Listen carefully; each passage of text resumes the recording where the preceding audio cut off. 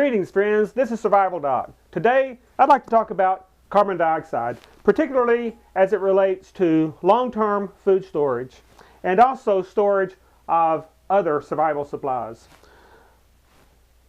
Now, one of the ways that you prolong the life of food that you store is by removing the oxygen. And you do that by replacing the air that's in the bag or whatever storage container you're using with carbon dioxide. A lot of people don't think about this, but also oxygen is responsible for rust or corrosion of metal parts.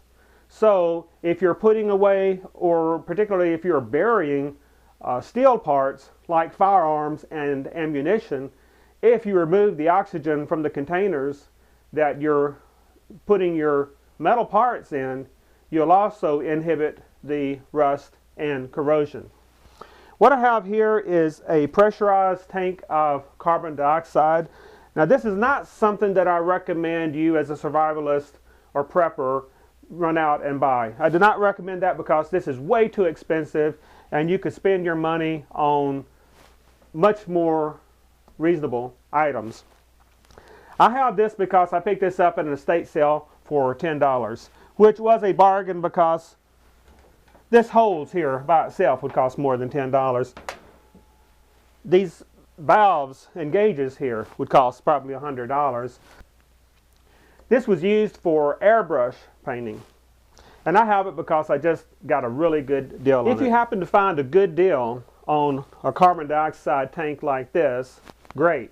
But if not, the most practical way to replace the oxygen in your survival containers with carbon dioxide is to use dry ice. And what you do is you put a little piece of dry ice in your bucket. You don't seal it until the dry ice completely sublimates or completely dissipates. And you put the top on loosely, allow the dry ice to sublimate. All right, dry ice, as I'm going to demonstrate here, carbon dioxide is heavier than air. So what it does is it settles to the bottom of the container and it pushes the air, which includes the oxygen, out of the container. Once the dry ice is completely sublimated, then you seal your bucket. But because carbon dioxide is heavier, it will remain in the bucket, and I'm going to demonstrate here how that occurs. What I have here is an ordinary glass pitcher, an ordinary glass jar, a candle, and this little container I'm going to be using as a platform in here so the candle is not sitting on the bottom. And I have tongs so that I can lift the candle without burning my hand. And of course I have my hose for the carbon dioxide. Okay, what I'm going to do first is I'm going to fill this container with carbon dioxide.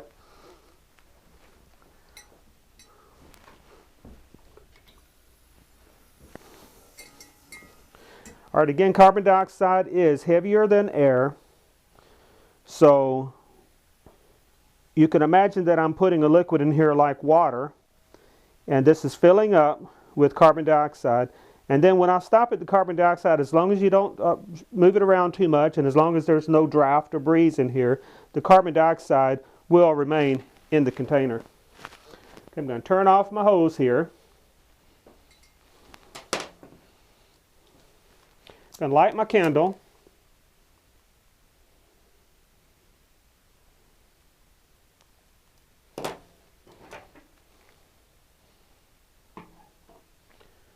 Put the candle in the jar.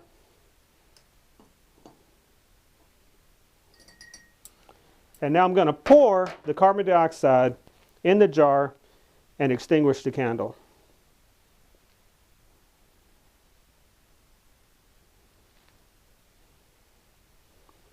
And there you have it. Demonstrating carbon dioxide is heavier than air.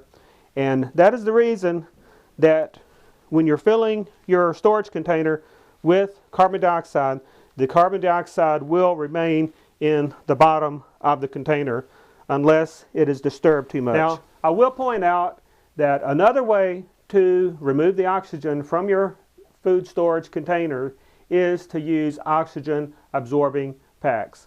So carbon dioxide is just one method. Dry ice, which is solid carbon dioxide, is one practical method. Oxygen absorbing packs is another. This is Survival Doc, reminding you, be prepared or be prepared to be fleeced.